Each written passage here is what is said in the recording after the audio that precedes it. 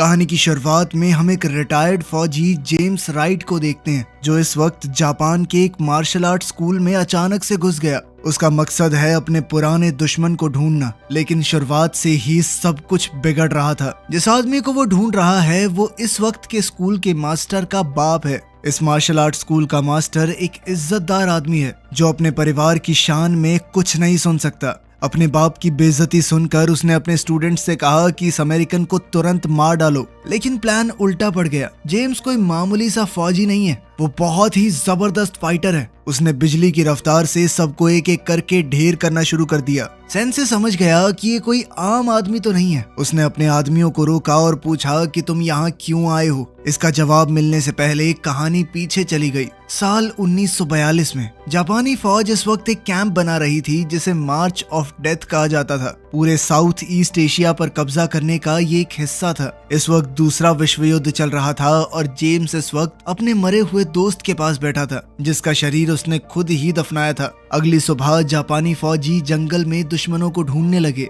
James ने उनके पास ही छुपकर एक पत्थर फेंका उनका ध्यान भटकाने के लिए, और फिर अचानक से हमला कर दिया। एक फौजी को मार दिया और एक माइन उड़ा दी। कुछ पलों के लिए उसे लगा कि वो जीत रहा है, पर जंगल में जितनी उसने सोची थी उससे कहीं ज्यादा बड़ी फौज है। वो भागता हुआ पेड़ों के बीच से निकला, पर जल्दी ही पकड़ा गया। कमांडर ने कहा कि इसे मारो मत, जिंदा पकड़ो, इसे कैंप ले चलो। गेट से घुसते ही सबका ध्यान उस पर चला गया। कर्नल तुरंत समझ गया कि ये कोई आम बंदा नहीं है, ये ब्रिटिश एयरफोर्स का कमांडर रह चुका है। कैंप में बंद फौजियों के अंदर एक बड़े अफसर को देखकर हौसला ना आ जाए, इसलिए कर्नल ने कहा कि इसे चुपके से मार दो। पहले तो लगा कि जेम्स हार मान गया, पर जैसे ही तलवार चली वो बच गया। अपनी जबरदस्त लड़ने की तकनीक से उसने 3 गार्ड्स को मार दिया और फिर जंगल की तरफ भाग गया। जल्द ही उसे एक क्रैश हुए प्लेन का कबाड़ मिला, लेकिन वो वहाँ भी ज्यादा देर तक छुप नहीं पाया। वो वहाँ से भाग ही रहा था कि तभी उसका पैर छुपे हुए जाल में पड़ गया। उसे दोबारा पकड़कर फौजी उसे वापस कैंप में ले आए।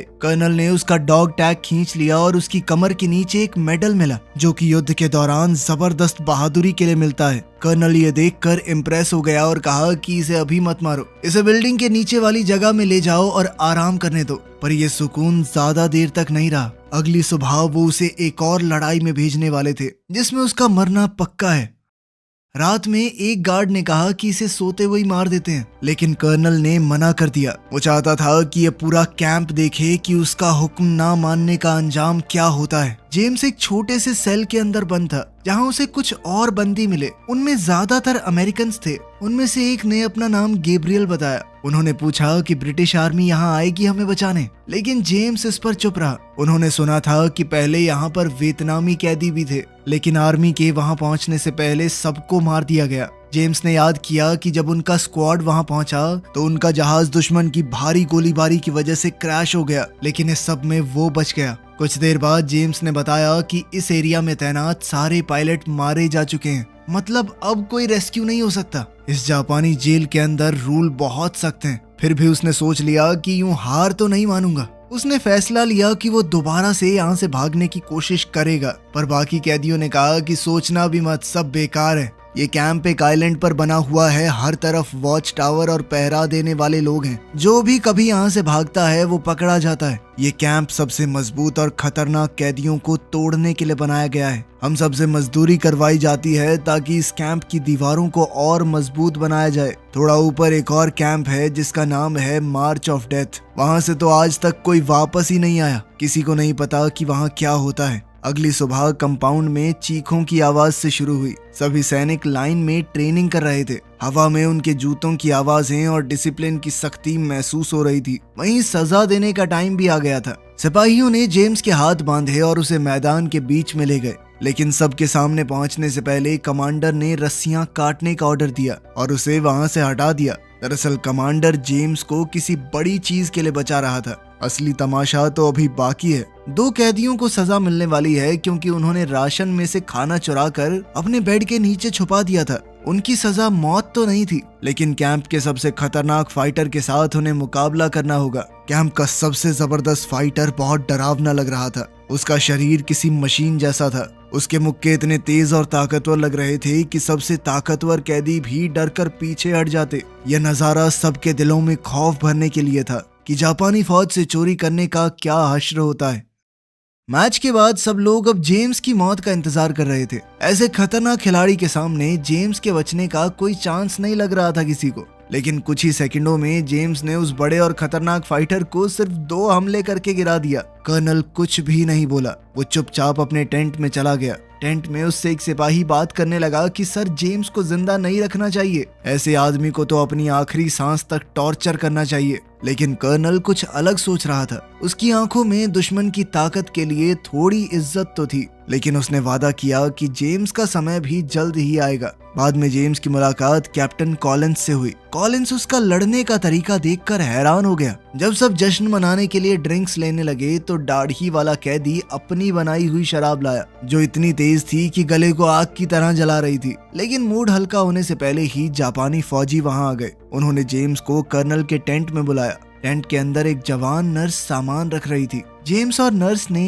एक पल के लिए एक दूसरे को देखा। उन्होंने कुछ कहा नहीं, पर महसूस जरूर किया। फिर कर्नल ने कहा कि मैंने तुम्हें तारीफ करने के लिए नहीं बुलाया। उसने जेम्स के फाइटिंग स्टाइल को पहचान लिया था। यह लड़ने का ऐसा तरीका है जिसे कभी जापान में बैन कर दिया था। फिर बात घूमकर जेम्स के मेडल पर आ गई। ये मेडल जेम्स का नहीं था, बल्कि उसके बाप का है। कर्नल ने बताया कि मेरे पिता भी फौज में ही थे। फिर उसने अपने मरे हुए ऑफिसर की तलवार निकाली और जेम्स के गाल पर एक हल्का सा कट लगा दिया और फिर गार्ड्स को कहा कि इसे ले जाओ। यह सीधी सीधी बात थी कि जेम्स अब कल मरेगा। अगली सुबह कर्नल एक और फाइट अरेंज कर रहा था। उसे पता था कि जेम्स का लड़ने का तरीका एक आदमी के लिए तो बहुत बढ़िया है, लेकिन बहुत सारे दुश्मनों के सामने काम नहीं करेगा। इसीलिए उसने अपनी टीम के सबसे ताकतवर फौजियों को उससे लड़वाया। लेकिन जेम्स तूफान की तरह हिला। 1 मिनट के अंदर अंदर उसने तीनों को गिरा दिया। वो चाहता तो अपने आखिरी वार से उन्हें खत्म भी कर सकता था, लेकिन जेम्स रुक गया। उसने उन्हें मारा नहीं। कर्नल फिर से बिना कुछ बोले टेंट में चला गया। बाद में जब जेम्स के साथ ही उन जापानी फौजियों का मजाक उड़ा रहे थे तो जेम्स ने कहा कि वो फौजी कोई डरपोक नहीं थे, वो बस अपने कमांडर के ऑर्डर्स फॉलो कर रहे थे, बिल्कुल हमारी तरह। उसकी ये बात सुनकर सब चुप हो गए। कुछ देर बाद कैंप में गोली चलने की आवाज गूंज उठी। कर्नल ने तीनों हारे हुए फाइटर्स को मरवा दिया था। वो सबको दिखाना चाहता था कि यहाँ दया की कोई जगह नहीं है। गैब्रियल और कॉलिंस के घाव बढ़ रहे थे। जल्दी ही उन्हें उस कैंप में भेजा जाएगा जहाँ से कोई वापस नहीं आता। समय कम था तो जेम्स ने एक खतरनाक प्लान बनाया। उसने वॉच टावर के ऊपर रेडियो देखा था। अगर वो रेडियो तक पहुंच गया तो वो किनारे से ब्रिटिश फोर्सेस को सिग्नल दे सकता है। उस सिग्नल के मिलते ही ब्रिटिश फौज उन्हें बचाने जरूर आएगी। तो प्लान बनाया गया कि अगली काम की शिफ्ट में कैदी शोर शराबा मचाएंगे। चीख पुकार होने लगी। सभी गार्ड दौड़कर वहां आए। टावर वाला सिपाही भी नीचे उतर आया। जेम्स टावर की तरफ दौड़ा और ऊपर चढ़ गया। उसने रेडियो तोड़कर निकाल लिया और सैंड बैग्स के पीछे छुप गया। जैसे ही वो निकलने लगा तो नर्स ने उसे देख लिया। कुछ देर बाद एक सिपाही नर्स के ऊपर डोरे डालने लगा, जिस पर नर्स ने उसे मना किया कि मैं ये सब नहीं चाहती। जिसके बाद उसने नर्स को जोरदार थप्पड़ मारा। लेकिन काफी पूछताछ के बाद भी नर्स ने जेम्स के बारे में कुछ नहीं बताया। अपने सोने की जगह पर वापस आकर जेम्स ने रेडियो छुपा दिया। सबने फैसला किया कि अभी सिग्नल नहीं भेजना, सिर्फ सुनना है। शायद उन्हें ब्रिटिश या अमेरिकन सिग्नल मिल जाए। लेकिन अगली सुबह खतरा उनके दरवाजे पर पहुंच गया। कर्नल ने एक इमरजेंसी मीटिंग बुलाई। वो पता लगाना चाहता था कि किसने भागने की कोशिश की है। जेम्स ने एक कैदी को बेहद घबराता हुआ देखा और रात को बड़े प्यार से उससे बात की। उस कैदी ने बताया कि बॉर्डर के बिल्कुल कोने पे एक छोटी सी जगह है, वहाँ पे मैंने एक खुफिया होल बना रखा है। मैं धीरे धीरे उसे बड़ा कर रहा था ताकि निकल जाऊं यहाँ से। अब तो जेम्स ने भागने का फैसला कर लिया। रात को उसने अपना बेड ऐसे बना दिया कि कोई मुंह ढक के सो रहा है और चुपचाप निकल गया वहाँ से। दाढ़ी वाले उस फौजी ने भी उसकी मदद की। कई महीनों बाद उसने कैंप की दहलीज के बाहर कदम रखा। उसी वक्त एक गार्ड इंस्पेक्शन करने आया और देखा कि जेम्स गायब है। लेकिन दाढ़ी वाले आदमी की आंखों में देखकर वो कुछ नहीं बोला और चला गया। जंगल से होते हुए जेम्स किनारे तक पहुंच गया। अब रेडियो के अंदर उसे अचानक से अमेरिकन सेना का खुफिया कोड सुनाई दिया, मतलब कि अमेरिकन फौज आसपास ही है, शायद हमला करने की तैयारी में। वहीं उसे वो क्रैश हुआ प्लेन भी मिल गया जो उसने पहले देखा था। प्लेन के पास एक मेटल हुक भी पड़ा था, जिसे देखकर जेम्स के दिमाग में एक नया आइडिया आया। फिर जेम्स चुपके से उसी जगह से होते हुए अपने कमरे में वापस चला गया। अगली सुबह जेम्स ने अपने सभी साथियों को बुलाया और बताया कि उसने क्या देखा। रेडियो पर जो आवाजें आई थी वो नवाजो भाषा में थी, जिसे सिर्फ अमेरिकन फौज इस्तेमाल करती है। इसका मतलब कि अमेरिकी फौजी पास ही हैं। जेम्स ने उन्हें एक और चीज बताई, जंगल में उसे एक ग्लाइडर जैसा साफ सुथरा हवाई जहाज मिला है। अगर वो किसी गुजरते हुए प्लेन से ग्लाइडर को जोड़ पाएं तो वो हवा में उड़कर उन्हें सुरक्षित ले जा सकता है। ये प्लान पागलपन जैसा लग रहा था, लेकिन उनके पास खोने को क्या ही था। उन्हें एक छोटी सी उम्मीद भी मंजूर थी। सब लोग खतरा होने के बावजूद मदद करने के लिए तैयार हो गए, पर उनकी उम्मीद ज्यादा देर तक नहीं टिकी। सिपाही आ गए और जेम्स को कर्नल के सामने ले जाया गया। कर्नल ने खुद भी नवाजो लैंग्वेज को सुन लिया था और वो चाहता था कि जेम्स उनके लिए इसे ट्रांसलेट करे, पर जेम्स ने बताया कि ये अमेरिकन फौज इस्तेमाल करती है, मैं ब्रिटेन से हूँ और अगर पता होता भी तो मैं अपने साथियों को धोखा नहीं देता। इस बात से कर्नल गुस्सा हो गया। उसने सिपाहियों से कहा कि जेम्स को बांध कर पीटते रहो जब तक वो घुटनों पर न गिर जाए। हर एक डंडा जोर से लगना चाहिए। अब टेंट में दर्द की आवाजें गूंजने लगी। जब जेम्स गिर गया तो गार्ड्स उसकी रस्सी काट कर उसे मुक्कों से मारने ही वाले थे कि तभी जेम्स ने अपना असली प्लान शुरू कर दिया। उसने अपनी बची हुई ताकत से एक गार्ड को मारकर नीचे गिरा दिया, बिल्कुल कर्नल के सामने। कर्नल ईटो के सिपाही कैसे एक अकेले आदमी के सामने हार गए, ये कर्नल को बहुत बड़ी बेइज्जती लगी। गुस्से में आकर वो कैंप के बीच में गया और कुछ वर्कर्स को वहीं मार दिया। उसने कहा कि अब बाकी लोग मौत से भी बुरी जिंदगी जिएंगे। इतना दर्द सहने से जेम्स बेहोश हो गया। 2 दिन बाद जब उसे होश आया तो वो दवा खाने में पड़ा था। कर्नल ने ऑर्डर दिए थे कि उसे जिंदा रखो। उसके जख्मों का इलाज वही जवान नर्स कर रही थी, जिसका नाम है टेरेसा। वो 3 महीने से कैंप में काम कर रही थी, खुद भी बाकी कैदियों की तरह फंसी हुई थी। जेम्स उससे कुछ पूछने ही वाला था कि तभी एक सिपाही वहां आ गया और दोनों को अलग कर दिया। रात को जेम्स बेड पर अकेला पड़ा रहा। अचानक गोलियां चलने की आवाजें आई। उसने आंखें खोली तो एक चाकू उसके मुंह के पास चमक रहा था। कर्नल ईटो एक और आदमी को सबके सामने मार रहा था, सबको और डराने के लिए। ये एक बेहद दर्दनाक मंजर था, पर इस दौरान जेम्स को समझ आ गया कि कर्नल का असली इरादा क्या है। ईटो जेम्स को चुपके से मारना नहीं चाहता। हर एक मुकाबला, हर एक लड़ाई एक मौका है ताकि वो जेम्स को एक बराबरी की लड़ाई में मारे, बिल्कुल उसी तरह जैसे उसके टीचर ने उसे सिखाया था। जेम्स थोड़ा थका हुआ था, पर उसके हौसले बुलंद थे। उसने कहा कि अगर ये तुम्हारे बेस्ट फाइटर थे तो मैं पक्का घर वापस जिंदा ही जाऊंगा। कर्नल के चेहरे पर शिकन तक नहीं आई। उसने वार्निंग दी कि अगर जापान हारा तो कैंप का एक भी आदमी जिंदा नहीं बचेगा। इसके बाद जेम्स अपने साथियों के पास लौट आया। उसके दोस्तों ने बताया कि सुबह अमेरिकन प्लेन्स आए थे, उन्होंने हजारों पर्चे गिराए हैं। इन पर्चों के अंदर जापानी फौजियों को वार्निंग थी कि अमेरिकन आर्मी उनकी हर चाल को देख रही है और कैदियों के साथ जो बुरा बर्ताव हो रहा है वो भी देखा जा रहा है। जैसे ही लड़ाई खत्म होगी तो इंसाफ किया जाएगा।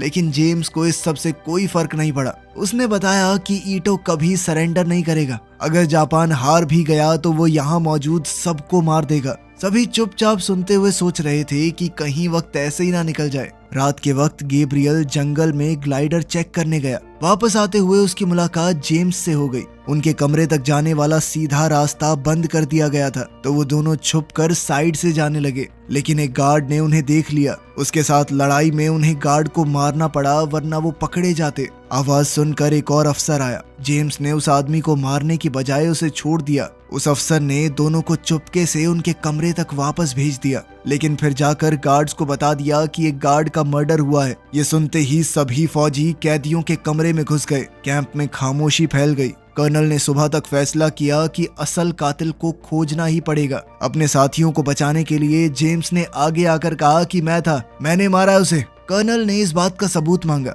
उसने जेम्स से कहा कि तुम अपनी तकनीक को एक कैदी के ऊपर इस्तेमाल करो। लेकिन जब उस कैदी ने कहा कि मैं ये नौटंकी नहीं करने वाला, तो गार्ड्स ने सीधा उसके सर में गोली मार दी। फिर कैप्टन कॉलिंस को गार्ड के साथ मुकाबला करने के लिए भेजा गया। उसने भी सबको हरा दिया। सभी कैदियों को जानवरों की तरह उनके कमरे की तरफ धकेल दिया गया। जेम्स फिर से कर्नल के सामने खड़ा था। जेम्स ने उसे डरपोक बुलाया और कहा कि मुझसे मुकाबला कर अगर हिम्मत है तो। कर्नल ने अपने सर से मारकर जेम्स को चोट पहुंचाई और उसे बाहर फेंकवा दिया। उसी रात जेम्स और गैब्रियल सच में भाग गए। जंगल से होते हुए वो किनारे की तरफ निकल पड़े ताकि अमेरिकी फौज से कांटेक्ट कर सकें। वो मिलकर अलग अलग भाषाओं का इस्तेमाल करके बात कर रहे थे ताकि जापानी फौजियों को समझ में न आए। उनका प्लान बहुत सीधा था, एक सिग्नल भेजने के लिए रॉकेट चुराओ, उसे हवा में फायर करो ताकि प्लेन को उनकी लोकेशन का पता चल जाए। प्लेन से ग्लाइडर को जोड़ दिया जाए और ग्लाइडर के जरिए वो लोग आइलैंड से उड़ जाएं। यही था इकलौता तरीका वहां से बचकर निकलने का। जब वो कैंप में अपने कमरे में वापस आए तो सब कुछ सूना सूना सा था। कमरा एकदम खाली था और लाइटें बंद। अचानक फौजियों ने अंदर घुसकर उन्हें भी बेहोश कर दिया। वो तब होश में आए जब एयरप्लेन्स ऊपर से गरज रहे थे। कैंप की नर्सों को आसमान की तरफ देखकर लगा कि शायद अमेरिकन सब आ गए हैं हमें बचाने के लिए। कुछ ही पल बाद पूरे कैंप में हंगामा शुरू हो गया। कैदियों को बांध दिया गया और पूरे टापू पर धमाकों की आवाज सुनाई देने लगी। अमेरिकी फौज ने हमला कर दिया था। इस जगह से अब कर्नल ईटो का कंट्रोल चला गया था। गुस्से में आकर उसने सामने दिखने वाले हर एक इंसान को मारना शुरू कर दिया, चाहे वो सिपाही हो या कैदी। गोलीबारी के बीच जेम्स समझ गया कि उन्हें रेडियो तक पहुंचना होगा और अमेरिकी सिपाहियों से दोबारा बात करनी पड़ेगी। लेकिन जब वो रेडियो तक पहुंचे वो पूरा टूट चुका था। अब उनकी अकेली उम्मीद थी टावर पर लगा हुआ ट्रांसमीटर। इस मौके पर नर्सेज ने हिम्मत दिखाई। उन्होंने गार्ड का ध्यान भटकाया, उनको पास बुलाया और फिर मार दिया। अब रास्ता साफ था। टावर के ऊपर गैब्रियल ने तुरंत इमरजेंसी सिग्नल भेजा। नीचे पूरे कैंप में पागलपन सा छा गया था। जापानी फौजी भागने की कोशिश कर रहे कैदियों पर गोली चलाने लगे। जेम्स ये सब चुपचाप नहीं देख सकता था। उसने भी एक राइफल पकड़ ली और गोली चलाने लगा। इससे कुछ गार्ड्स मर गए और बाकी कैदियों को भी हिम्मत मिल गई। धीरे धीरे कैंप में बहुत बड़ी बगावत हुई। कैदियों को जो मिला वो उससे लड़ने लगे। लड़ाई के बीच में कैप्टन कॉलिंस एक ऐसे अफसर के आगे आ गया जो शुरू से उसे परेशान करता था। लड़ाई बहुत तेज हो गई पर ज्यादा देर नहीं चली। कॉलिंस जीत ही रहा था, लेकिन तभी पीछे से किसी ने उसे गोली मार दी और वो वहीं गिर पड़ा। अपने दोस्त को यूं गिरते हुए देखकर जेम्स और गुस्से में आ गया। वो सीधा कर्नल के टेंट में घुस गया जहां कर्नल ईटो तलवार लेकर खड़ा था। दोनों के बीच अब एक जबरदस्त लड़ाई छिड़ गई। आखिर में ईटो गिर पड़ा और जेम्स खड़ा रहा, बहुत थका हुआ, खून से भरा शरीर लिए, लेकिन अब वो जीत चुका था। गैब्रियल जेम्स को खींचकर बाहर ले गया। जहाज ऊपर घूम रहे थे और वक्त बहुत कम। वो दोनों वहां से भागने लगे। एक फौजी ने राइफल उठाई उन दोनों को पीछे से गोली मारने के लिए, लेकिन कर्नल ईटो ने उस फौजी की बंदूक को अपनी तलवार से हटा दिया। उसने उन दोनों को जाने दिया। ये जीतने वाले की तरफ इज्जत दिखाने का उसका तरीका था। जेम्स और गैब्रियल जंगल से भागते हुए ग्लाइडर तक पहुंच गए। ऊपर मंडरा रहे अमेरिकी प्लेन्स ने अपना आखिरी हमला शुरू कर दिया। इतने में जापानी फौजी पेड़ों के बीच से निकले हमला करने के लिए, लेकिन प्लेन्स ने गोलियां चलानी शुरू कर दी। सारे जापानी फौजी वहीं मारे गए। अच्छे बुरे सभी खत्म हो गए। इस धुएं और लड़ाई के बीच में जेम्स ने टो करने वाली केबल उठाई और ग्लाइडर पर लगा दी। एक अमेरिकी जहाज पास से निकला और केबल पकड़ ली, जिसके बाद ग्लाइडर हवा में उड़ गया। आइलैंड धीरे धीरे नीचे छोटा होता गया। दोनों ने एक कसम खाई कि एक दिन वापस आएंगे और बाकी लोगों को भी बचाकर ले जाएंगे यहाँ से। सालों बाद यही कसम जेम्स को जापान के उस छोटे मार्शल आर्ट स्कूल तक ले आई थी। वो उस आदमी को ढूंढने आया था जिसने कर्नल ईटो को सिखाया था। वहाँ के नए मास्टर ने अपने स्टूडेंट्स को भेज दिया और जेम्स की बात ध्यान से सुनने लगा। मास्टर ने बताया कि मेरे पिता और पुराने गुरु 1 साल पहले मर गए। मरने से पहले उन्होंने बताया था कि एक दिन एक फिरंगी आएगा, एक आदमी जो उस तकनीक से लड़ता है जिसे सालों पहले बैन कर दिया गया था। मास्टर ने जेम्स से कहा कि तुम अपनी तकनीक दिखाओ। जेम्स थोड़ा शांत हुआ और कुछ घातक मूव्स दिखाए, लेकिन वार नहीं किया। मास्टर समझ गया कि यही वो इंसान है जिसकी बात की गई थी। फिर उसने एक छोटा सा लकड़ी का डब्बा निकाला। उसके अंदर जेम्स के पिता का वो मेडल और एक डॉग टैग था। 2 ऐसे योद्धा जो शायद किसी और समय में एक दूसरे के दुश्मन होते, लेकिन अब शांति में एक साथ खड़े हैं। वीडियो पसंद आई तो लाइक कर देना, चैनल को सब्सक्राइब कर लेना। मिलते हैं अगली वीडियो में।